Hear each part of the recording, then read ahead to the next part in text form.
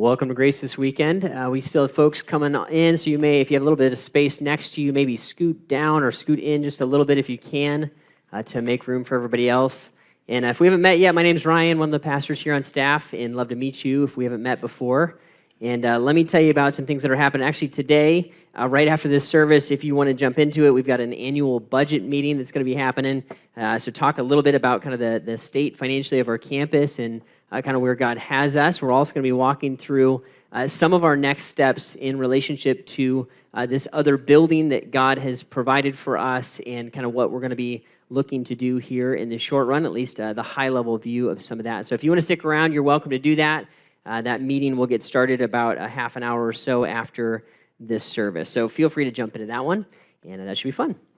And we're starting a new series today that I am really excited about called Real with God. And really excited to kind of dive into a set of conversations that really help, I think, to frame what is a relationship with God actually like?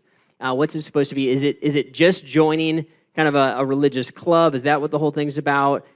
Do I just like kind of deal with my life on my own and then go to God when I have a really, really big issue? Or can I actually be as real with God as I could possibly be? And if I were to do that, kind of what would that look like? What does that feel like? Am I really allowed to do that, to be that honest with God? And if I were to be that honest and real with God, like how would he receive and respond to me? So that's kind of the nature of what we want to dive into over the next several weeks, because really when we think about God and our interaction with him and our honesty with him, what often happens is we kind of can't help it. We tend to just think of whatever picture of an authority figure in our life. If we were real with somebody who was kind of in charge in our life, we almost can't help but to supersede and kind of put the picture of God into the picture of whoever that person was. Right? So if I was really, really honest with my mom or my dad or a coach or a teacher or an uncle, or somebody in my life, and the way that interaction went down, right, as a habitual thing especially, probably formed how I think it's going to be when I go to God. Right? That's kind of my default reaction. And if you're here today and you're not a follower of Jesus, maybe you're here kind of investigating what would it be like to have a relationship with God and get to know him, I think this is going to be incredibly helpful for you. I want to dispel some kind of myths about how it is to interact with God, what he's like, and how he might respond to us. If you're a follower of Jesus, I think it's going to be super helpful because I think a lot of us have grown up, if you grew up in the church, you probably have heard different versions of kind of how you should conceal or just kind of suck it up if life gets difficult or you have doubts or what to do when you have failed. All of those questions that we all have kind of have to be worked through. And what we want to do is really look at what does the Bible actually say? What does God actually communicate to us about what we're allowed to do in being honest with him? Like how deep can the thing go and how real can we get? And how helpful could that be if there's actually a real God who exists and who is perfect and holy and all-powerful?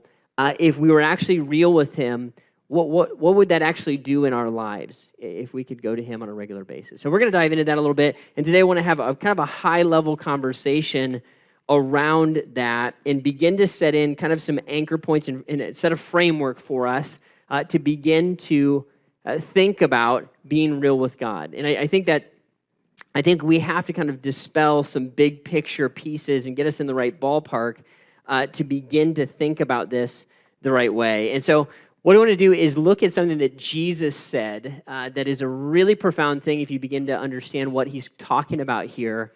And I think this is an easy verse to hear.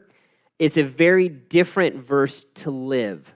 And I've been trying to learn how to live this fully for a long time and want to just begin to share it with you as, again, this foundational framework of where we want to really get started. So here we are in Matthew chapter 11, starting in verse 28. Here's what Jesus would say, right? So Jesus is on the planet. He's God with skin on. And he's communicating, and here's what he says He says, "Come to me, all you who are weary and burdened, and I will give you rest." He says, "Take my yoke upon you and learn from me, for I am gentle and humble in heart, and will find rest for your souls." He says, "For my yoke is easy and my burden is light." Let me break this down a little bit and talk to some of what Jesus is communicating here. He's saying to a group of people, he's giving an invitation to people who are beat down and worried and burdened and frustrated, right? Just like you and I would be 2,000 years ago, people were in the same way, burdened and frustrated. You may change out the variables of what made them burdened, but people have always had to carry the weight. Since sin has been in the world, people have always had to carry the weight of difficulty, of disappointment, of confusion, right? Of the future looking foggy and unknown. People have always had that stuff. We always had to work through that and had to figure out how to manage that. How do I carry the stuff of life? How do I carry the difficulties and the diseases and the sickness and the externals that happen out here and then the internals in me, right? My failure and my weaknesses and the stuff that I get frustrated with myself about. Jesus looks at people, right, and he says, "Come to me, all you who are weary and burdened." Another version says heavy laden. You who are kind of, you're carrying the big weight. And he promises something. He says, "I will give you rest. Come to me, and I will give you rest." Invitation's open. He says, "Take my yoke upon you," and the idea of that is to take, really the meaning of that is to take the learning of Jesus upon you, right? Animals would bear a yoke, right? And as they had a yoke on them in farming, right? Typically, that yoke would have multiple slots, and animals would get into it. Take that yoke upon you would be to take upon this kind of burden of teaching.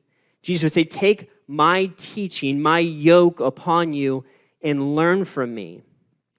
Then he says something that's really interesting. He says, "For I am gentle and humble in heart." He says, "You will find rest for your souls." Now, it's interesting because the people hearing this would have watched Jesus, and they would have seen him in all kinds of circumstances. They would have seen Jesus be stern and even confrontational with some of the religious leaders.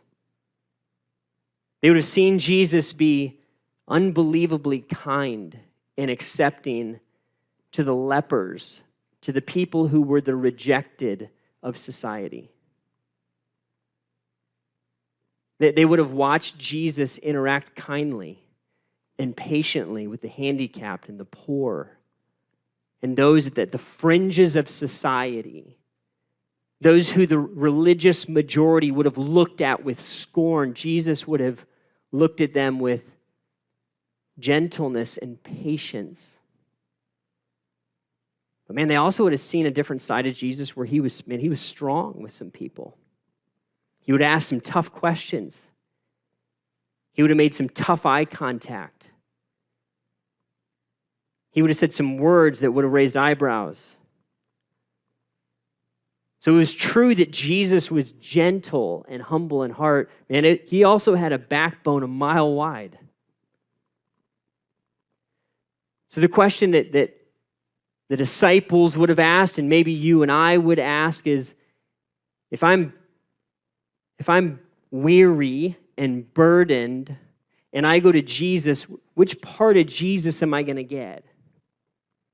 Right? Am I going to get the stern look? Am I going to get the tough, penetrating questions? Or am I going to get the gentle and humble in heart? It says, "Take my yoke upon you and learn from me. I'm gentle." And he promises again, right? You'll find rest for your souls.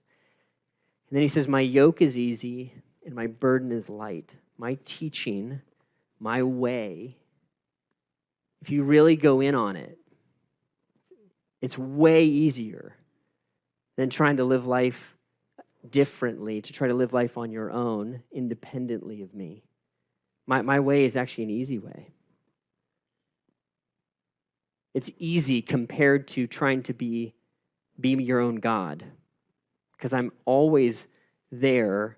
The invitation is always open. I was thinking about this week. I was thinking about how this tends to work in my life. Often it doesn't, I don't really immediately go to do that. Usually what happens is there's like where I am, and then there's where I one day kind of hope to be, right? There's where I am. I'm confused. I'm not really sure what to do. Frustrated with my culture, or frustrated with myself, and sick of things in me, or sick of things in our world. So sometimes I'm just like messy. I feel out of control. Sometimes it's I've thought things and they're sinful, right? All these things are kind of the reality of where we are, and the tendency is to think, this is where I am, and what I want to do is kind of pretend I'm not here and skip to the part where I'm here, which is really kind of where I want to be. I want to be clear-headed, right? I want to be at peace, right? I want to be cleaned up, right, and no longer out of control. I want to be kind of holy before God, or right before God. And the tendency is to think, once I figure out my situation, once I figure out my problem, once I clean myself up, then maybe I can involve God here, right? And where we call this where I hope to be. Where I hope to be. This is where I am. And this is where I hope to be. And if I involve God in where I hope to be, this is where I feel acceptable. It's where I feel competent. It's where I feel safe. Here I feel exposed and inadequate. I feel seen, right? I feel busted here. And here's the hard part about this equation, right? I want to involve God a little bit further downriver where I can make a little more progress and then kind of come to him. And Jesus is saying, no, you come to me now. Come to me upstream. Come to me right where you are. And here's the reality is we're kind of never really all the way here, right? We never really totally arrive at that thing that we hope to be. We're kind of always in different versions of this. So if my assumption or my thought is, I'm going to go to God once I get all my things figured out, once I stop doing this sinful thing, or once my marriage is a little bit better, or once I figure out what I'm going to do with myself in life,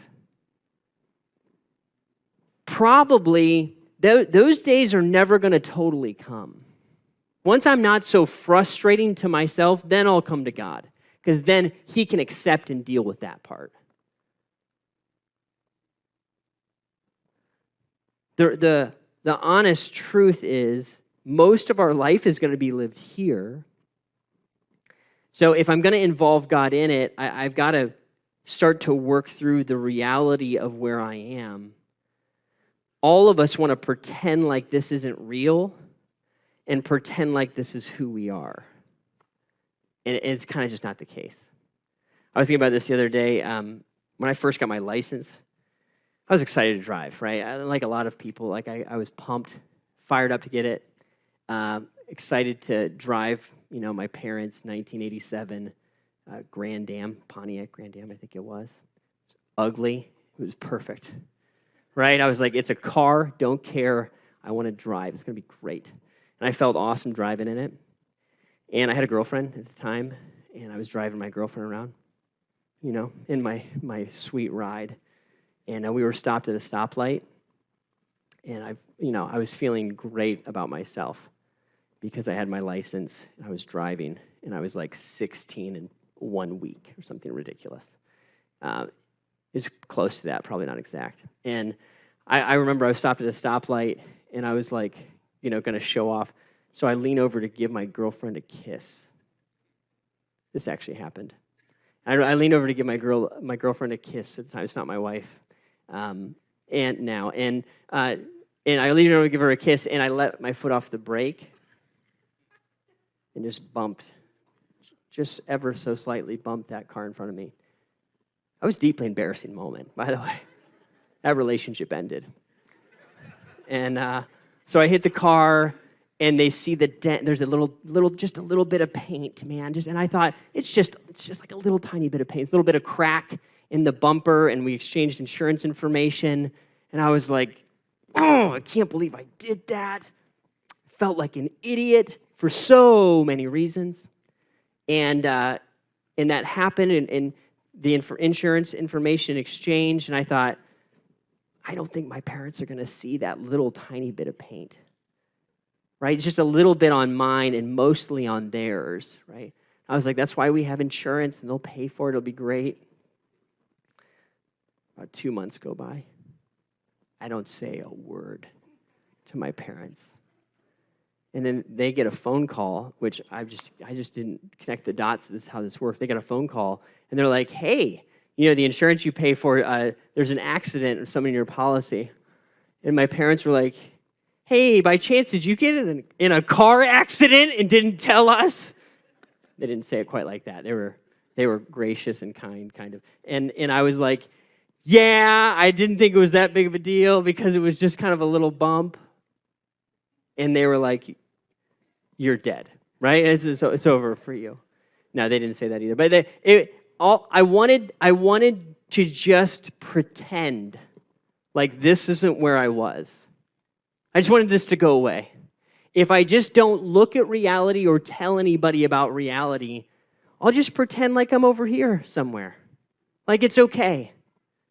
Right? And that's the thing, is there's something about us that does this, that when we're in trouble, when we don't have the answer to our problem, when we did something wrong, when we're not quite where we want to be, there's some kind of instinct that fires up that says, I'm going to go further downstream. I'm going to ignore the problem. I'm going to figure it out on my own. I'm going to whatever. But the very last thing I'm going to do is expose the reality of where I am and admit it and go get some help from somebody, especially God. Especially God. And it's kind of become, for many of us, at least for me, it becomes the default. And even today, when I'm feeling, especially when I feel like there's a problem that I can't solve, when I'm frustrated and confused, when the world doesn't make sense, when I look at our world or our culture and I'm like, how are we going to navigate this when it feels overwhelming? When it feels like culture is changing so rapidly that I can't quite keep up with the pace of change to understand, how do I help make Jesus make sense in the middle of this moment? And I feel frustrated by it. My instinct is to go try to make a plan and figure it out on my own, rather than coming to God and saying, God, I don't know what to do. I don't know how to make sure to help people know that the heart of Jesus is the heart of Jesus, that he's gentle and humble in heart. How do I do that, Lord? Help me. See, and this is exactly what Jesus is saying.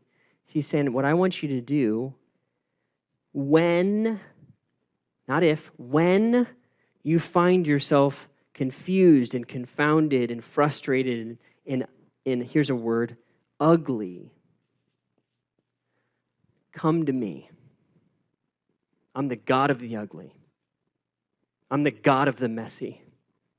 I'm the God of the confused. I'm the God of the broken. Come to me. Come to me. I'll be gentle. I'll love you. I'll receive you. And for many of us, it's not instinctual to do that because there's a thought that maybe if we were to do that, if we were to actually meet God where he is, that we might be met with a harsh reaction. That if we went and admitted where we are, you don't understand what to do? Are you stupid? You did what? What were you thinking? Right? And the way that we were interacted with somewhere along the line is what reverberates back in our image of who God is. And so we assume, because that person might have been harsh with us, that God will be harsh with us. That person was condemning or short-tempered with us, so God is going to be condemning or short-tempered with us, right? That person was demeaning, or they ignored us, they blew us off. You go all the way down the line. There's an assumption that this is going to be the response and the reaction from God if he knew where I was. The real mess and the real sin and the real ugly that I find myself in. The real confusion and doubt and the real wrestle. So if I got a little smarter and I got a little more put together, then God would be cool with it. And I just want us to see that this is the exact opposite of what God's saying. God's saying, I don't want to be harsh or condemning with you. I don't want that. Well, here's what I want to do. Simple. God is looking to meet us where we are, not where we hope to be. I want you to hear that. God is looking to meet you where you are, not where you hope to be. Not when you have it figured out. Not when you get it right. Not when you finally stop doing that. He's like, I want you to talk to me about it right now. In the middle of that experience of shame. In the moment that you've realized that you have been arrogant and have done the wrong thing, come to me. Because you know what we do when we're weary and burdened? Man, we do all kinds of damage. When we are weary and burdened, what do? We lash out. We fight and cling for our way. When we're fatigued, we become cowardly. Right? When we're heavy laden, when we're weary and burdened, that tends to wear us down, and the worst side of us comes out. That's just true. Here's some things to remember. These are great. Not original with me. Halt B. Hungry, angry, lonely, tired, bored. Got this? I'm going to say them again. Hungry, angry, lonely, tired, bored.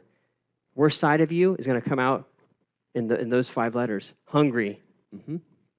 Angry. Right? Hungry, angry, lonely, tired, bored. When I'm feeling those things, I'm gonna have crazy stuff come out of me.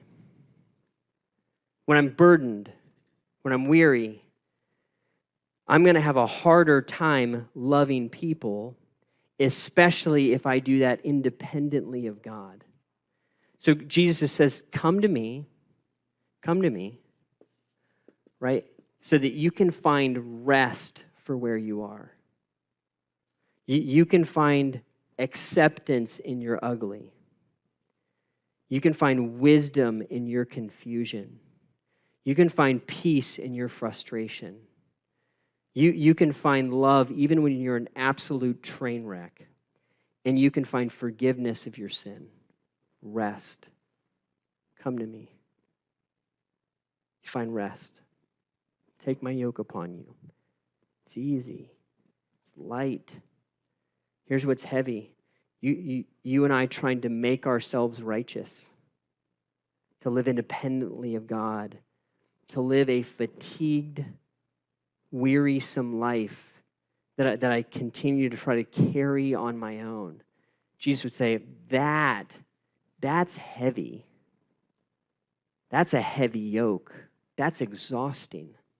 Who can do that? So what God actually is saying to you and me is he's saying, what I want you to do is I want you to come to me as many times in a day as you possibly want to, as many times as you can. Even just in the most minute amount of stress, come to me. Call out to me. Pray to me. Reach out. Listen to this verse. Isaiah 30:18, he says, yet the Lord longs to be gracious to you. Therefore, he will rise up to show compassion. God, hear me, God is always going to meet you with grace and mercy and compassion if you and I come to him with humility, with honesty, looking for help and looking for mercy. If we come in humility, he's going to meet us in humility. If we come raising our fist at him and defiant against him, he'll push back in love. If we come looking for mercy, he's always going to meet us with mercy. He longs to be gracious to you. He's longing to show you undeserved favor. Ryan, you don't know what I did. You don't know how far it went. You don't know how long I've been in this habit. You don't know about the people that I've hurt. He longs to be gracious. He's eager to do that. Man, I know the deep forgiveness that God has shown to me. And let me just say this. If you're here today and you don't have a relationship with Christ, and you're maybe investigating Jesus and trying to understand, is this a path I want to go down? Man, let me just say this. I need you to go all the way to the source. I need you to go all the way to the words of God, the words of Christ and what he actually said. Because I fear that if you look only at followers of Jesus, that you won't see always a God that longs to be gracious. You're going to run into hypocrisy, and you're going to run into boasting and arrogance. And hear me, I'm sorry. I'm sorry that we, followers of Jesus, aren't always known by our love. Followers of Jesus are going to fail you at times, but the God underneath all of these imperfect followers said this stuff. He's the one who said it. He's the one who has chosen to love you. It's huge. It's absolutely huge.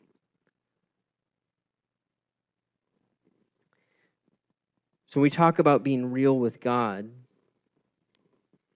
and going on a journey of understanding, how do we actually do this?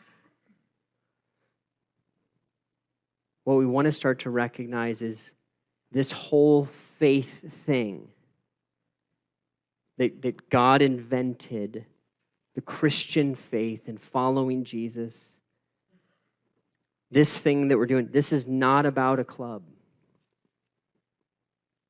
It's not about being an American.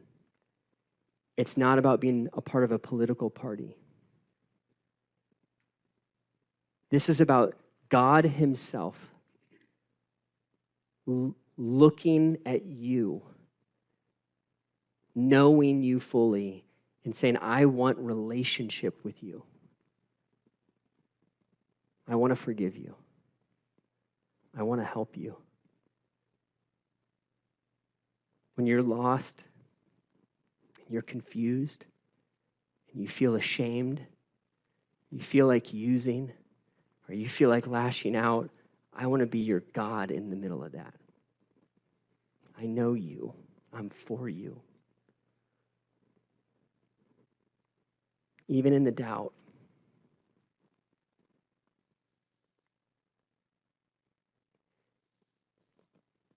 That God is real. And he says, I don't want to love you and accept you here. I want you right in the middle of this. Will you come to me? That's the question. Right, so this is what we want to dive into over the next bunch of weeks. How do we do this? You say, Ryan, where do we start? I think we have to start by simply answering the question, where am I right now? Maybe the question that you would ask yourself. Where am I? What are you carrying today? Are you weary and burdened?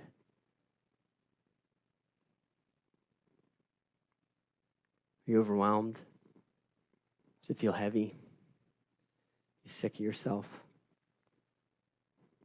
You frustrated? Confused?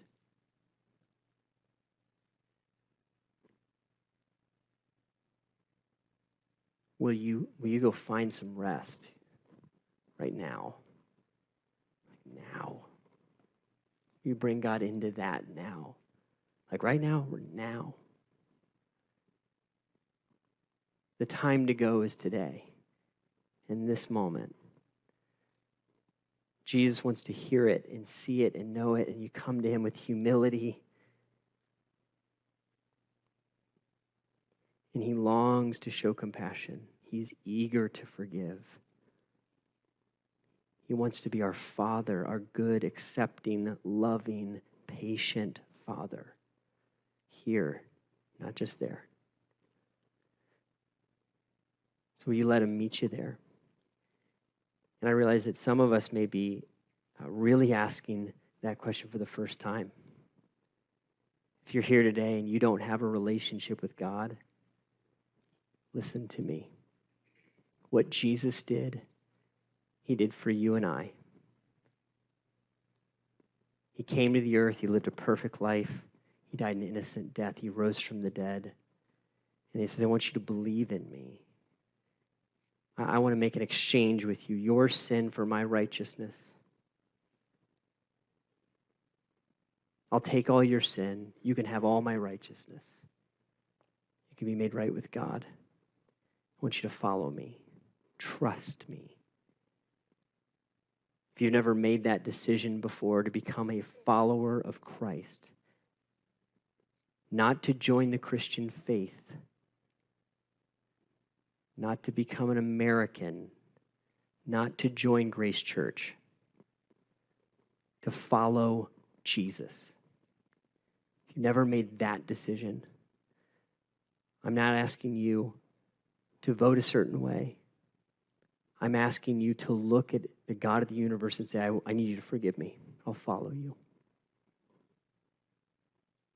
If you never made that call, that's what's on the table today. Forgiveness of sin, relationship with God.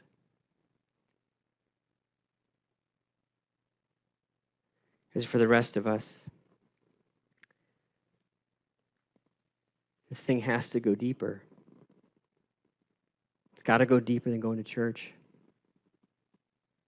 It's got to be more.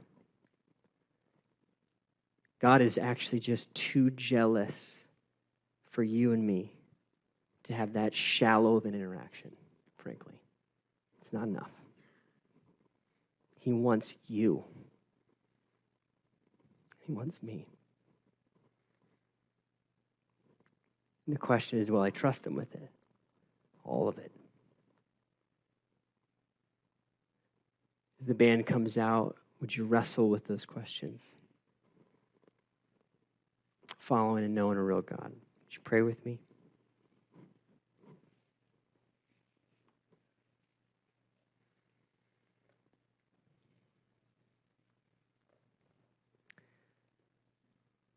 Lord, you know the worst things about us right now. You know how not put together we are, how out of control we feel on the inside.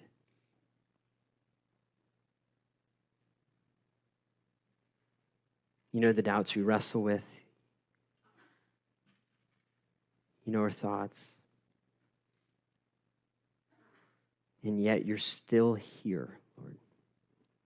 You're still in. God, thank you that you long to be gracious to us in the middle of it all. Help us to have the courage to be real, to be honest, even when it's ugly.